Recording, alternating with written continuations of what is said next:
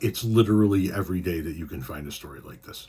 Every single day you can find another story like this. I sell merch, first and foremost. I sell merch, t-shirts, hoodies, bumper stickers, coffee mugs that have a bunch of different sayings on them. And my most popular item so far, my best-selling item, says in rainbow lettering, it says, "Have the day you voted for." I've sold more of that than anything else because people every single day come out with stories of them having the day that they voted for. Here's another one. Anna says these days her life is filled with pain and regret. She hasn't seen her husband in 89 days. She and her husband Omar arrived from Cuba by boat 26 years ago. They both became legal residents and had a family. Soy ciudadana. She became a U.S. citizen. Siempre tenía que trabajar. But her husband, always working to pay the bills, put it all. You know, unfortunately, Anna's husband Omar was picked up by immigration after that first clip that I showed you. And the story gets even worse. It's honestly kind of sad. Her husband now detained at the controversial ICE facility in the Florida Everglades, better known as Alligator Alcatraz. She's growing worried. Este es mi esposo. She showed us pictures of her diabetic husband recovering from an amputation just days before he was detained. You know, watching the story about Anna and her husband, it really did weigh on me because, you know, they're just a couple that wanted to come to America to make a better life for themselves. And right now, unfortunately, a lot of families are going through very difficult times because of the immigration policies that are going on right now. And now Anna is pretty much on her own trying to support herself as well as try to find a way to get her husband Omar potentially out of the situation. Back at Anna's job, she's on her own making ends meet, paying for her husband's legal bills, fearing for his life, and dealing with remorse. I'm sorry, did they just say remorse? Yep. Yo voté por Trump. She voted for President Trump. I'm sorry, can you say that again? She voted for President Trump. Yeah, so my F's just immediately flew out the window. Muy arrepentida. She regrets it.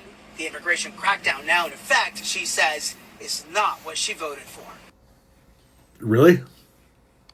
After watching that entire clip, I'm genuinely curious as to what the thought process Anna had when it came to voting for the current administration, especially since her husband is of undocumented status. And thinking about it, I do want to run sort of like a thought challenge with my viewers here. So let's pretend that the organization, the ASPCA, I'm pretty sure you've seen those commercials with Sarah McLachlan's song Angel playing over a montage of dogs and cats. In the arms of the angel, fly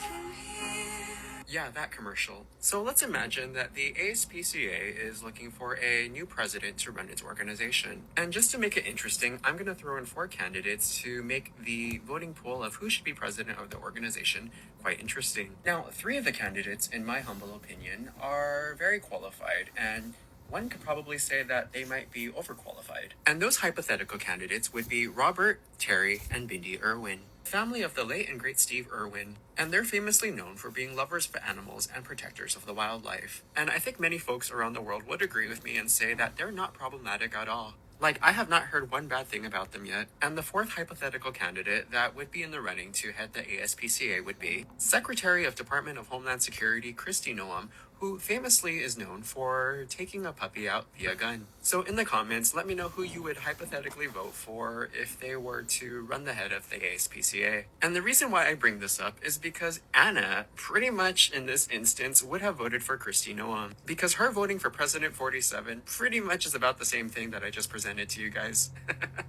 I'm telling you, you guys can't make this shit up. To Anna, I actually just don't really have much to say to you, so I'm just gonna play a song for you instead. I'm trying not to get a copyright strike on other platforms with these songs, so I wanted to stop it there. But yeah, I don't fucking care that your husband was picked up. I don't fucking care that you haven't seen your husband. I don't fucking care that he had a medical emergency right before he got picked up. I don't fucking care about any. I don't give a fuck if you ever see your husband again. You voted for this, and you don't get to say you didn't vote for this. As the creator, Philip, just showed you, mass deportations was a cornerstone of the Trump administration, or the Trump campaign, I should say. So I don't want to hear shit about how you didn't vote for it. You literally voted for the guy who ran on mass deportations. And now you're crying because your husband was one of the deported. Don't fucking care.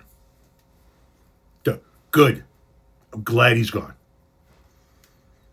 Right? Isn't that what you guys say for everybody that you see that you want deported? Good. We get him out. Good. I'm glad your husband's gone. I hope they never let him back in the fucking country again.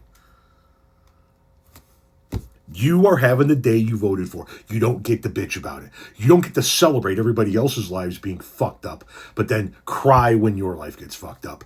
Deal with it. In fact, maybe you should go with him.